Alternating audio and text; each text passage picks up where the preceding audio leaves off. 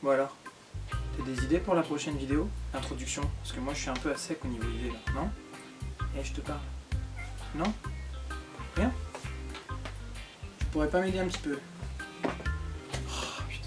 Bon bah, merci pour la solidarité, Padmé, hein, super. Va falloir que je me débrouille seul. Alors... Salut les geeks, bienvenue en direct de la toile. Non, ça c'est trop SLG, c'est pas possible, laisse tomber, ok? Ouais, je me disais aussi, ça c'est le chapeau, hein, c'est sûr. Salut les softeurs, bienvenue pour cette nouvelle vidéo. Ah, tonton Jim va me traquer, c'est pas possible. Oh, le jeu de mots pourri, putain. Oh non, c'est nul, sérieux, c'est trop nul. Salut à toi, espèce de poulpe en peau de scrotum desséché. What the fuck? Bah attends, Antoine Daniel il ressemble pas à ça, t'as craqué ou quoi, n'importe quoi.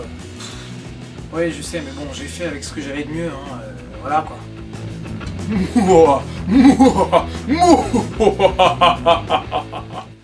Ouais, celle-là elle est bien, ouais. Austin Powers. Ouais, mais enfin bon, en même temps, c'est du plagiat quand même. Hein.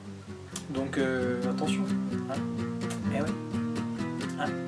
Ouais, bon, bah écoute, on va faire simple, hein, on va faire comme d'habitude. Allez, hop, c'est parti.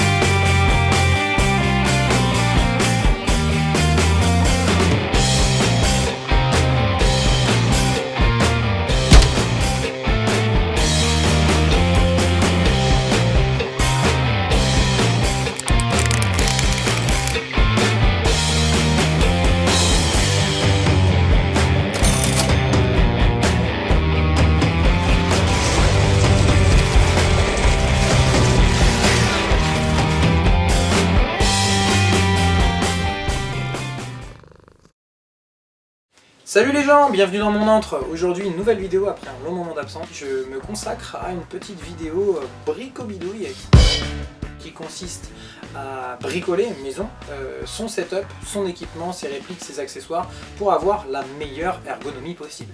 En fait, je me suis vite rendu compte en airsoft, quand on a une réplique assez lourde comme la mienne qui imite le poids de l'arme authentique, qui fait à peu près 4,5 kg, hein, c'est une MEP15, une espèce de plateforme M4 standard, full metal, donc assez lourde, et très rapidement je me suis rendu compte que j'allais avoir vite mal au dos si je trouvais pas un système de portage fiable et surtout réparti au niveau des épaules et du dos. Avant je portais ma réplique avec une sangle 1 point qui passait de dessous mon bras gauche à au-dessus mon épaule droite, et ce qui me lançait très vite dans le haut des reins en fait.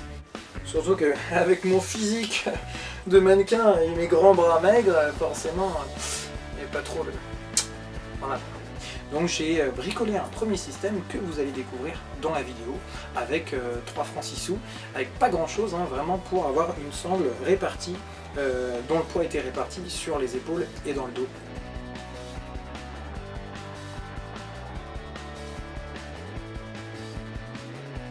Pour avoir la réplique vraiment bien portée et centrale.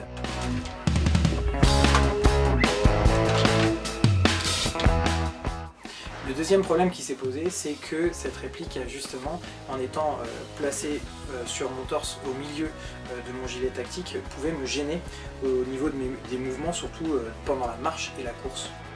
Je me suis vite rendu compte que quand je passais en switch PA, c'était très pratique d'avoir la réplique ballante. Mais quand je voulais courir avec mon PA, ou avancer et faire mouvement, c'était vraiment compliqué d'avoir la réplique qui battait dans mes couilles, en fait. Ouais, c'était assez douloureux. Voilà, donc l'objectif c'est de vous donner cette petite astuce pour qu'éventuellement vous puissiez la reproduire si vous en avez envie. Bon visionnage. Let's roll. Voilà donc mon AEG, ma MEP15, sur laquelle j'ai fait installer une attache rapide ambidex qui se monte sur l'arrière du tube de crosse et qui est à la fois gaucher et droitier. C'est très pratique, ça permet d'attacher la sangle 1 point dans l'attache rapide du côté qu'on veut. Donc moi du coup j'ai bricolé un système pour avoir la sangle face à mon gilet et que le portage soit optimal pour pouvoir épauler la réplique correctement. Donc j'ai bricolé moi-même avec mes petites mains pour attacher cette sangle 1 point avec une attache rapide clipsable en bas comme vous pouvez le voir. Des petits passants élastiques OD que j'ai cousus avec du scratch OD que j'ai récupéré sur des vieilles poches Miltech pour faire des passants que j'ai mis sur chaque bretelle de mon plate carrier à gauche et à droite afin d'avoir la sangle qui est bien fixée et qui ne bouge pas en fait. On passe maintenant à l'arrière du gilet. J'ai tout simplement utilisé des Grimlock couleur foliage pour aller avec le reste du système de portage. Ils sont à 2,99 € sur le site ASMC. Bien pratique dans ce genre de cas. Ce qui m'a permis en plus de voir qu'on pouvait éventuellement utiliser la sangle à l'arrière comme une poignée d'extraction de fortune, mais bien pratique dans certains cas quand même. Voilà, une fois que ça c'est fait, le poids est bien réparti à l'avant comme à l'arrière. Et on va voir tout de suite ça en image. Voilà, donc là j'insère dans l'emplacement à l'arrière du tube de crosse l'attache rapide, le bas du clips de ma sangle 1 point qui est directement intégré à mon gilet maintenant. J'ai cherché un petit moment pour la suite des événements en fait. Et j'ai trouvé. J'ai récupéré le bas d'une ancienne sangle 1 point MFH, exactement la même marque que celle que vous voyez sur l'écran. Le problème c'est qu'elle était plus compatible. Je sais pas pourquoi, en fait ils ont dû updater la sangle et les deux mâles ne rentraient plus dans la prise femelle. Bon, j'étais donc emmerdé, alors j'ai dû racheter un buckle repair kit afin d'avoir des boucles peut-être compatibles avec ce que j'avais déjà. Donc, dans la boîte il y avait tout, hein. Il y avait du Fastex, du gros pour les boucles de ceinture, du moyen, du petit. Alors j'ai récupéré du petit et j'ai regardé à peu près si ça correspondait à la taille. Et puis après, deuxième test, j'ai regardé si c'était compatible. Bingo! Donc en fait, j'avais un ensemble d'une nouvelle boucle que j'avais acheté qui était compatible avec les prises mâles et femelles de mon ancienne sangle.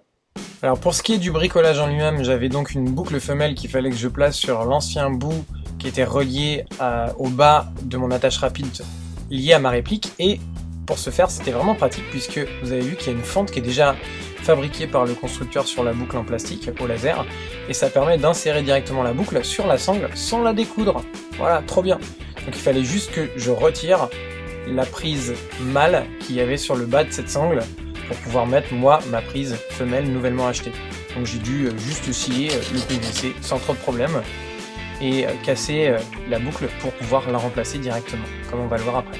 Une fois l'ancienne boucle mâle cassée, j'avais la sangle qui restait intacte et j'ai donc inséré grâce à la fente sur la boucle femelle, et voilà, j'avais deux attaches de sangle compatibles. Donc après, il restait à fixer cette deuxième sangle sur mon gilet, alors pas à droite parce que c'était là où je sors mon PA et du coup ça risque de me gêner dans la prise de mon PA, mais à gauche entre une poche double de chargeur et une petite pouch Tasmanian Tiger dans laquelle j'ai mis une lampe. Donc le petit mousqueton à vis que l'on voit là, il était juste à la bonne taille, parfaitement mesuré puisque il prenait juste la largeur d'un passant molle. Donc très pratique pour ensuite l'attache du mousqueton du bas de la sangle. Et voilà, j'avais donc l'attache rapide de ma sangle 1 point compatible à gauche de mon gilet et sur l'attache au centre de mon gilet.